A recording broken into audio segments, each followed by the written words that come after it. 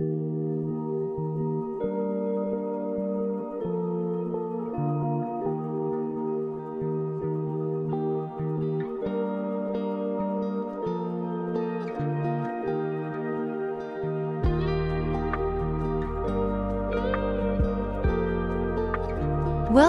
dear listener, to a gentle journey through the tapestry of human culture. Close your eyes, breathe deeply, and let us drift back through time together to where our story begins. Long before cities rose from the earth, before the written word captured thought, our ancestors gathered around flickering flames. These first campfires, lit perhaps 400,000 years ago, were more than sources of warmth and protection. They were humanity's first theaters, first classrooms, first sacred spaces. Around these circles of light, people would share the day's events, passing knowledge from one generation to the next through the ancient art of storytelling. In this simple act of gathering, culture itself was born. As the millennia passed, these stories found new forms. Deep within the Chauvet Cave in southern France, around 30,000 years ago, an artist stood in near darkness, holding a torch of animal fat, and began to paint. With pigments made from charcoal and ochre, they brought to life horses that seemed to gallop across stone, lions that appeared to stalk their prey. These cave paintings represent our earliest known artistic expression, a bridge between the physical and spiritual worlds. The impulse to create continued to evolve. By 35,000 years ago, humans were crafting the first musical instruments. Flutes carved from vulture bones and mammoth ivory, discovered in what is now Germany. These delicate instruments could produce haunting melodies that drifted through ancient valleys. Music, like fire before it, brought people together, creating shared emotional experiences that transcended the individual. As human societies grew, so did their need to organize and remember. Around 3200 BCE, in Mesopotamia, the Sumerians developed cuneiform, one of the world's first writing systems. For the first time, human thoughts could outlive the thinker. The Epic of Gilgamesh, written on clay tablets around 2100 BCE, tells us that even our most ancient ancestors grappled with questions of friendship, mortality, and the meaning of life, questions that still echo in our hearts today. Meanwhile, the ancient Egyptians were crafting their own relationship with permanence. Their elaborate burial practices, including mummification perfected around 2600 BCE, reveal a culture deeply concerned with the afterlife. But perhaps their most enduring cultural gift was papyrus, a paper-like material made from the papyrus plant. Lighter and more portable than clay tablets, papyrus allowed knowledge to travel, ideas to spread like seeds on the wind. In the East, another cultural revolution was quietly unfolding. Around 2000 BCE in China, the art of silk production emerged, a secret so valuable it would be guarded for thousands of years. Eventually, the Silk Road would carry not just this precious material, but a vast exchange of ideas, religions, technologies, and artistic traditions between East and West, making it perhaps history's most important cultural highway.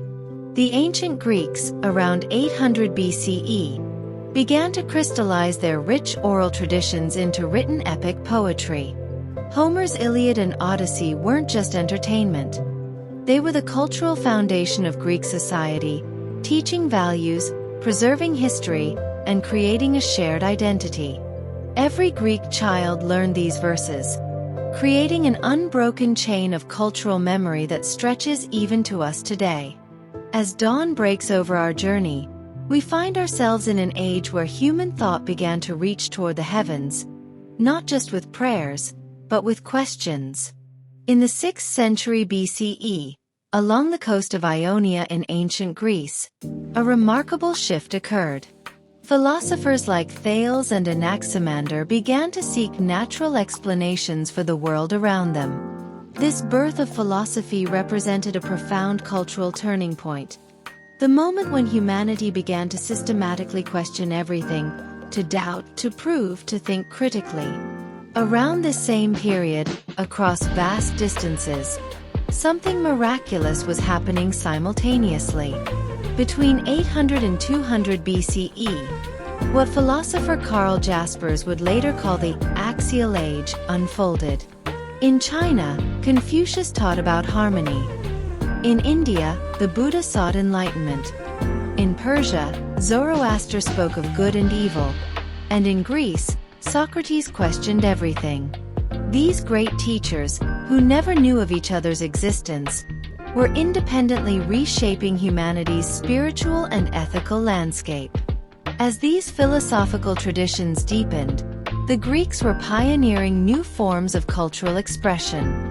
Around 534 BCE in Athens, the first theatrical tragedy was performed at the festival of Dionysus. A man named Thespis stepped forward from the chorus to become the first actor, speaking as an individual character. Theater became a mirror held up to society, a safe space to explore dangerous emotions: grief, rage, hubris, love. While Greece explored the human condition through drama, Rome was creating a culture of public space.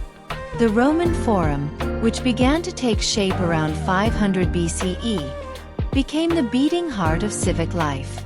Here, citizens gathered to debate politics, hear news, practice law, and participate in the Republic. This concept of the Forum became one of Rome's most influential cultural exports. Around 450 BCE, the Romans codified their laws into the 12 Tables, displaying them publicly for all citizens to see. This was revolutionary. Laws were no longer secret knowledge held by priests or nobles, but shared rules that applied to everyone. The idea that justice should be transparent and publicly accessible became a cornerstone of Western legal tradition. Around 300 BCE, Ptolemy I established the Great Library of Alexandria, which would grow to house perhaps 400,000 scrolls. A building dedicated entirely to the preservation and pursuit of knowledge, where scholars from across the known world could gather to read, study, and discover.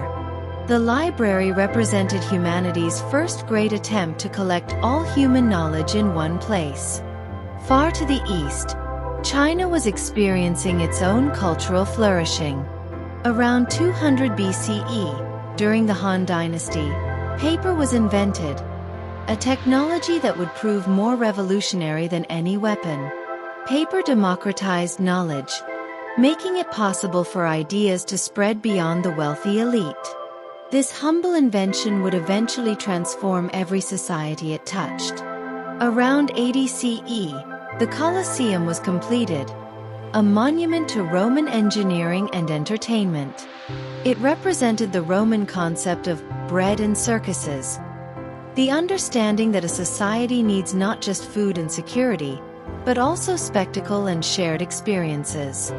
The stadium, the arena, the concert hall, all are descendants of this innovation, spaces where strangers become community through shared witness. And so, as empires rose and fell like tides, these cultural foundations formed the bedrock upon which all future civilizations would build. Rest now, and let these ancient achievements settle softly in your mind.